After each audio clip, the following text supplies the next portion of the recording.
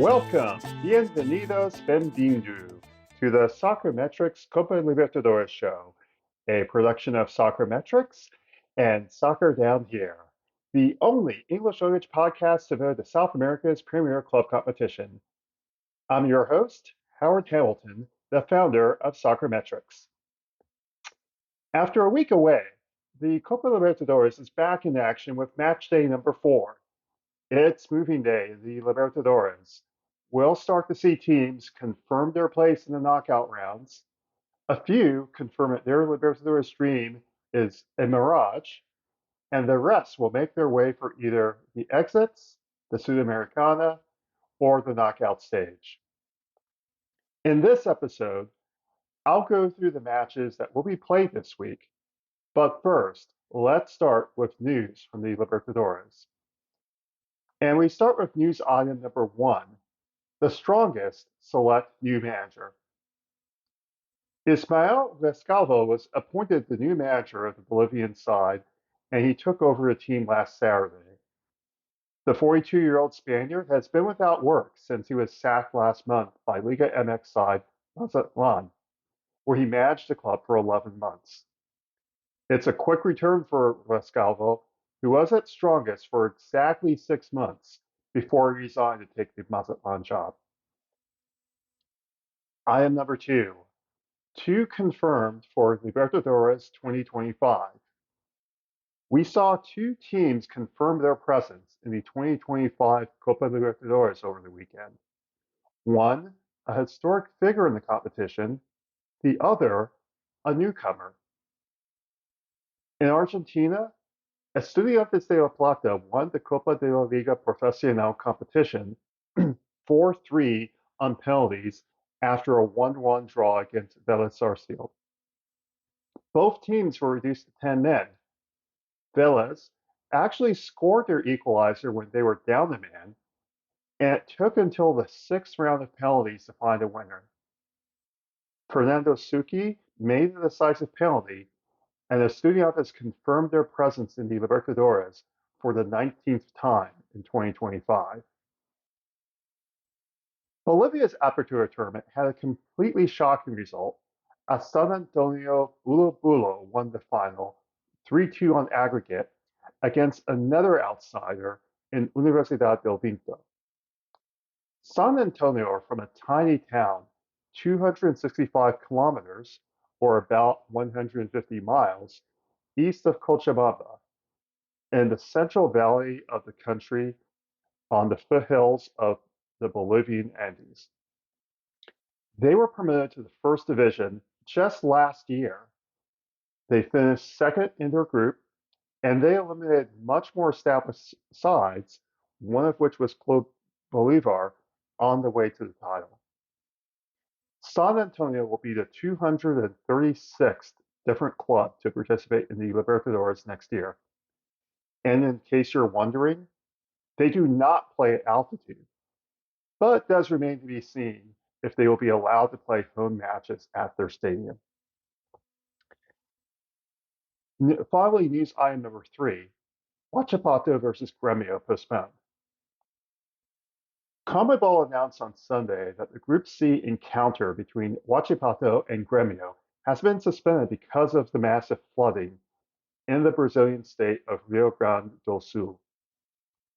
The match is, of course, in Chile, but because of the torrential rains in Porto Alegre, the Gremio players and staff are stranded in the city.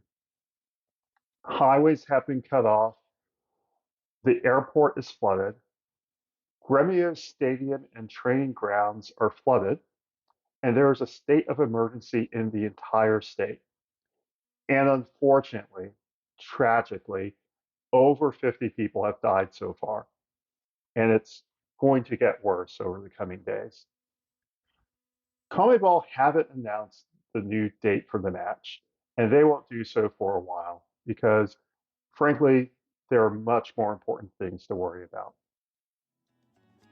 That's the end of part 1 of the Soccermetrics Copa Libertadores Show. In part 2, a preview of Matchday 4 of the group stage.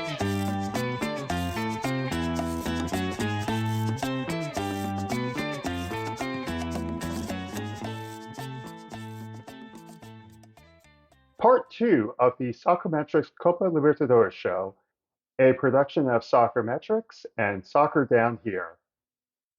We'll preview the 16 matches that make up Matchday 4 of the group stage, and we'll start with Group A.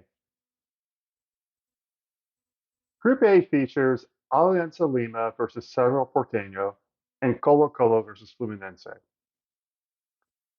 Alianza Lima and Cerro Porteño are clubs in the bottom half of Group A, and frankly, this is more of a must-win for Alianza than for Cerro.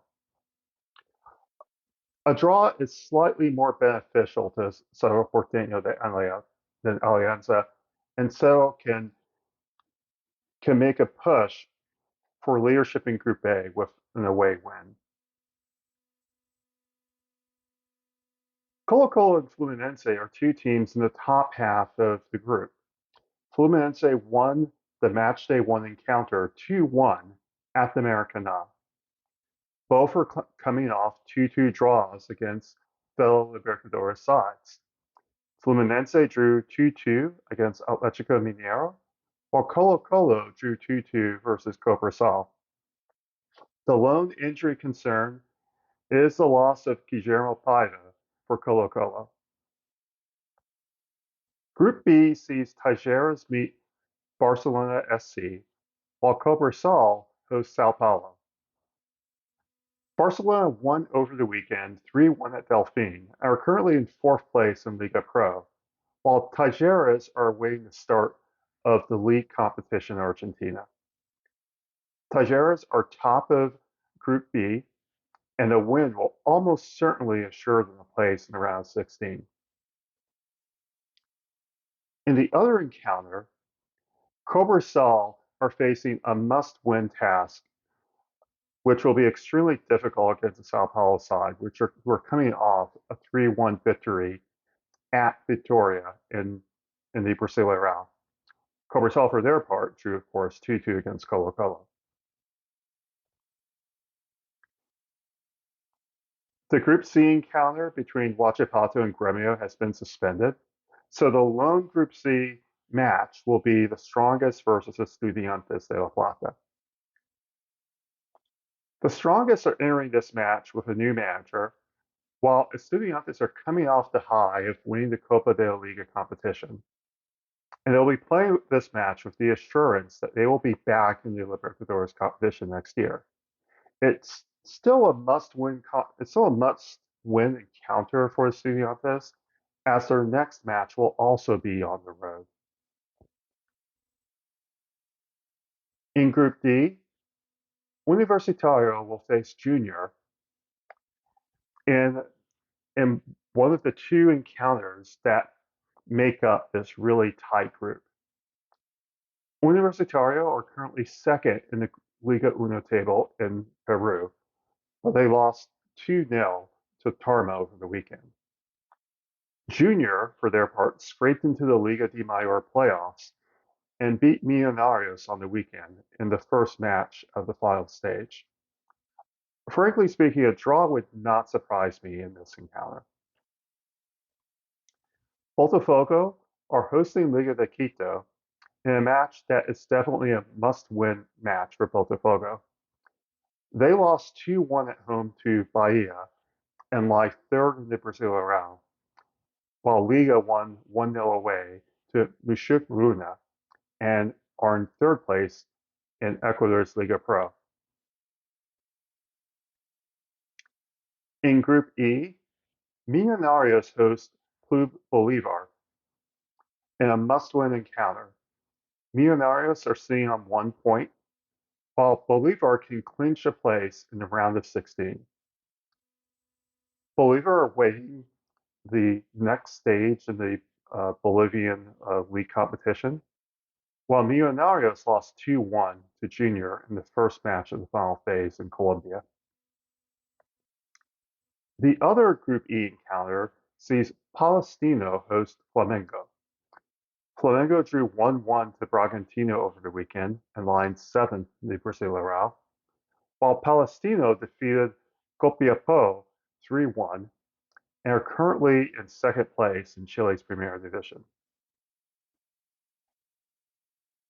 In Group F, San Lorenzo, who are currently awaiting the start of Argentina's league competition, will host Independiente del Valle, who are coming off that devastating loss at home to Palmeiras. They did win 1-0 at home to Deportivo Cuenca in Ecuador's Liga Pro. San Lorenzo are still dealing with the suspension of Christian Tarragona, who had to serve a 5-match suspension for his part in the brawl during Gimnasia de la Plata versus Universitario in the Copa Sudamericana. This incident happened a couple of seasons ago, but Tarragona is only now serving his suspension because he is playing in a match under CONMEBOL jurisdiction. This actually affected a couple of potential transfers that he was scheduled to make with a couple of clubs that are participating in CONMEBOL competitions. In the other match, Liverpool de Montevideo faced Palmeiras.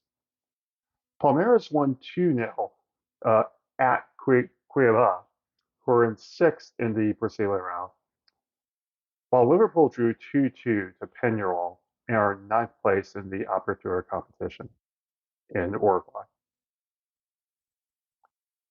In Group G, Rosario Central hosts Atlético Mineiro in a match in which Central will be forced to play without any fans present due to incidents that occurred in their home match against Peñarol. Atlético drew 2-2 at Fluminense and are currently in 4th place in the Brasileirão, while Central are awaiting the start of Argentina's league competition. In the other Group G encounter, Caracas hosts Peñarol. Caracas missed the Apertura playoff, while Peñarol drew 2-2 at Liverpool de Montevideo. They currently reside in 1st place in Uruguay's Apertura competition. Peñarol will have to play without the contribution of Eduardo Darius, who was suspended due to accumulation of yellow cards. And finally, in Group H, Nacional will host River Plate, and Deportivo Táchira will host Libertad. This is an important match for River Plate for multiple reasons. If River win, not only do they lock up a berth in the round of 16, they'll also confirm their place in the FIFA Club World Cup to be held next year in the USA. This is going to be a difficult task for River, however, because Nacional have yet to lose at home since last November, which is a run of 13 matches. And in fact, since Nacional lost in the Libertadores against River on match day number 1, they have won 5 in a row. In the other match, Deportivo Táchira will host Libertad. Libertad are coming off a 3-1 loss at home to Cerro Porteño and currently lie in 2nd in Paraguay's Apertura competition. Táchira, for their part, are out of the Apertura playoff in Venezuela. And to be frank, anything less than 3 points is lost ground for Libertad in the Group H race.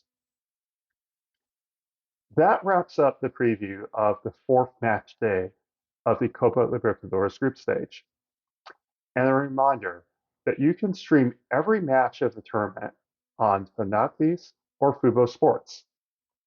If you prefer to listen to radio broadcasts in Spanish or Portuguese, many clubs and affiliate radio stations stream their broadcasts online or on YouTube. Plenty of options to experience the Libertadores with your eyes and your ears. If you want to follow me and send a comment or question, my Twitter or X handle is @Soccermetrics. You can also send questions or comments to @SoccerDownHere or to Jason Longshore at @Longshoe. We will answer your questions about the tournament in a future episode, and we do appreciate your comments as we strive to make this show better. I'll be back late on Thursday to recap Matchday 4 of the Copa Libertadores group stage. This has been the Soccermetrics Copa Libertadores Show, a production of Soccermetrics and Soccer Down Here. See you later. Hasta luego e até mais.